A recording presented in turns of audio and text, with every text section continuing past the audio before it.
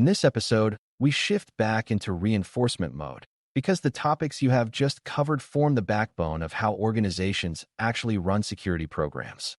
Cyber risk, governance, compliance, and ethics are not isolated themes. They interact constantly. If you cannot recall them quickly and connect them smoothly, exam scenarios can feel complicated even when they are built on simple principles. This memory sprint is about tightening those connections and increasing your confidence in rapid, accurate recall. The goal is not speed for its own sake, but clarity under light pressure. When you can summarize, compare, and apply these ideas without notes, you know they are becoming part of your long-term understanding rather than temporary memorization. Before we continue, a quick note. This audio course is a companion to our course companion books. The first book is about the exam and provides detailed information on how to pass it best. The second book is a Kindle-only ebook that contains 1,000 flashcards that can be used on your mobile device or Kindle. Check them both out at cyber.author.me in the Bare Metal Study Guide series. Start by recalling the definition of risk without looking at any reference. Risk is the combination of likelihood and impact. Now expand that definition out loud. Likelihood reflects the probability that a threat will exploit a vulnerability. Impact reflects the magnitude of harm to assets and the business if that exploitation occurs. Pause and ask yourself what increases likelihood. Exposure, weak controls, motivated attackers, and known vulnerabilities all increase probability. Now ask what increases impact. Sensitive data, regulatory obligations, operational dependence, and reputational stakes all raise consequences. This quick two-part recall reinforces that risk is not about fear. It is about structured evaluation. Now recall the 4 risk treatment strategies and define each in a single clear sentence. Avoidance eliminates the risky activity entirely. Mitigation reduces likelihood or impact through controls. Transfer shifts financial consequences to another party, often through insurance or contracts. Acceptance acknowledges the risk and chooses not to take additional action because it falls within tolerance. After stating these, create a fast example for each without hesitation. If you struggle, mark that topic mentally for another review. This is how spaced retrieval strengthens weak areas. The act of forcing recall, even imperfect recall, is what deepens memory. Next, pivot to governance. Governance is the system by which leadership directs and oversees security efforts to ensure risks are managed appropriately. Without rereading prior material, explain how policies fit into governance. Policies express leadership intent and define expectations. Standards translate policy into mandatory requirements. Procedures provide step-by-step instructions to implement those requirements. Now test yourself by classifying a statement. If a document says all sensitive systems must use strong authentication, that is policy direction. If it specifies a minimum authentication method, that is a standard. If it describes how to configure and review authentication, that is a procedure. Rapid classification is a common exam skill. Move on to compliance and ask yourself how it differs from risk management. Compliance focuses on meeting defined legal, regulatory, or contractual requirements. Risk management is broader and addresses all risks to assets, whether or not they are mandated by law. Now connect compliance to impact. Why does regulated data increase impact? Because violations can trigger fines, lawsuits, public disclosure, and reputational damage. This increases the business consequences of failure. That single insight often explains why certain controls are prioritized in exam scenarios involving personal or financial data. When you see regulated information, assume higher impact and heightened obligations. Now test your recall of the asset threat vulnerability control chain and integrate it with compliance.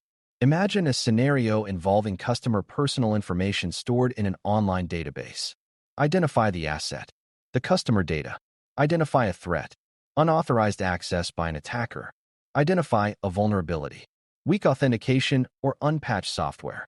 Identify controls, strong authentication, patch management, and monitoring. Now add compliance thinking.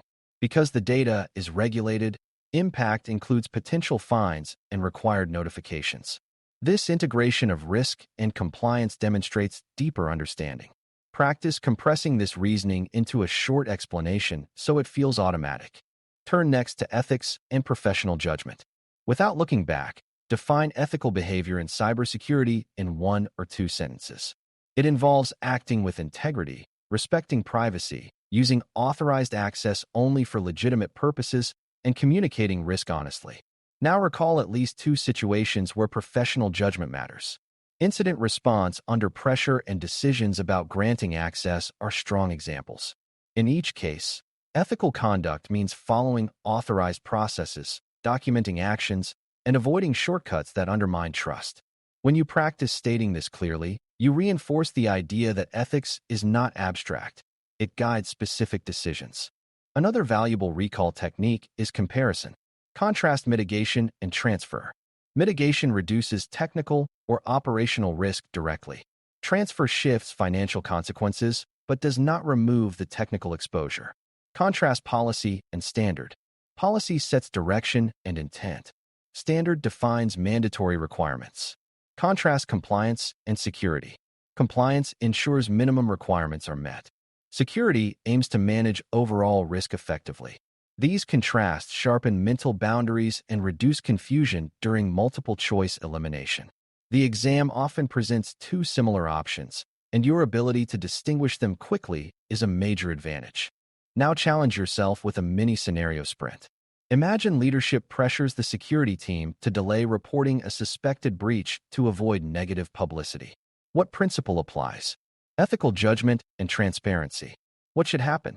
Escalate appropriately, follow incident response procedures, and communicate honestly. Next scenario. A vendor handles sensitive customer data on behalf of the organization. What risk concept applies? Third-party risk and compliance obligations. What should be prioritized? Clear contractual requirements, oversight, and monitoring. These short scenario drills build flexible recall rather than fixed memorization. It is also useful to rehearse prioritization logic. If you face 2 risks, one with high likelihood and moderate impact, and another with low likelihood but catastrophic impact, how do you reason? You compare combined risk and business tolerance. Sometimes catastrophic but rare events still deserve attention if impact is severe and unacceptable. Other times, frequent moderate events may justify immediate mitigation. The key is that you evaluate both dimensions rather than reacting emotionally. Practice articulating this reasoning smoothly because exam questions often hinge on relative comparison rather than absolute definitions. Spaced retrieval works best when you vary the order of topics. Instead of reviewing in the sequence you learned them, jump between risk, governance, compliance, and ethics unpredictably. This trains flexible access to knowledge. For example, start with ethics, move to risk treatment, then jump to policy versus standard, then back to compliance impact. If you can maintain clarity across this shifting order, your knowledge is well integrated. If you find confusion when switching topics, schedule shorter reviews more frequently for those areas. Over time, switching will feel natural. As you approach exam readiness, your recall sessions should become shorter and more focused. Aim to summarize each major topic in under a minute while maintaining accuracy. If you cannot explain a concept clearly in that time, revisit it. Quick summaries build confidence and reduce cognitive load. When your brain recognizes a scenario pattern during the exam, it will retrieve the correct framework faster. That speed does not come from cramming. It comes from repeated, spaced, active recall. This memory sprint is about sharpening that edge.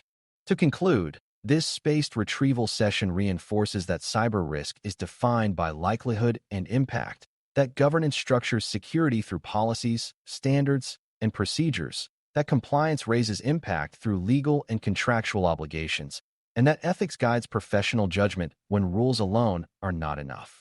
Rapid recall strengthens your ability to apply these principles under time pressure and to eliminate incorrect options confidently. When knowledge is integrated and flexible, scenarios feel structured rather than chaotic. If you keep one decision rule from this sprint, let it be this. When reviewing, force yourself to explain each concept from memory, compare it to a related concept, and apply it to a quick scenario before checking your notes.